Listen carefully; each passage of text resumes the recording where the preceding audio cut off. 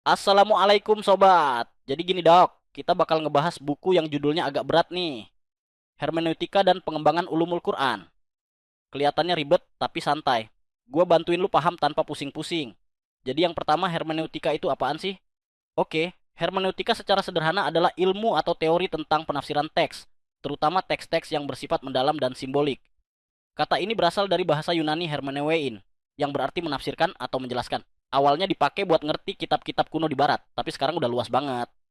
Penulis buku ini ngejelasin bahwa hermeneutika itu berkembang dari menafsirkan mitos, terus ke kitab suci, dan akhirnya jadi hermeneutika umum alias pemahaman filosofis. Nah, di Islam kita punya ilmu tafsir. Bedanya, tafsir itu lebih ketat, harus sesuai dengan Quran, hadis, dan ulama.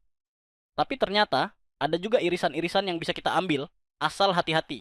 Di sini dijelasin bahwa dalam memahami teks ada tiga aliran. Ada yang bilang teks punya makna tetap, ada yang bilang makna tergantung pembaca, dan ada juga yang bilang makna itu interaksi antara teks sama pembaca. Tokoh hermeneutika yang bikin otak mikir keras. Pertama, Schleiermacher, dia bilang baca teks tuh kayak nyelam ke pikiran penulis, tapi juga harus paham bahasanya.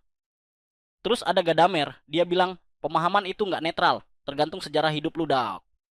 Terakhir Gracia bilang makna tuh sah kalau sesuai maksud penulis. Jadi pembaca nggak bisa asal ngarang bebas. Mereka semua keren dan bisa bantu kita ngembangin tafsir, asal nggak bablas. Terakhir dok, makna cumagza. Ini pendekatan jenius. Makna artinya makna literal. Magza itu pesan yang dalam dan kekinian. Jadi kita bukan cuma baca ayat doang, tapi juga mikir. Apa sih pesan moral dan sosialnya buat kita sekarang? Contohnya ayat Al-Quran 4434 soal laki-laki dan perempuan.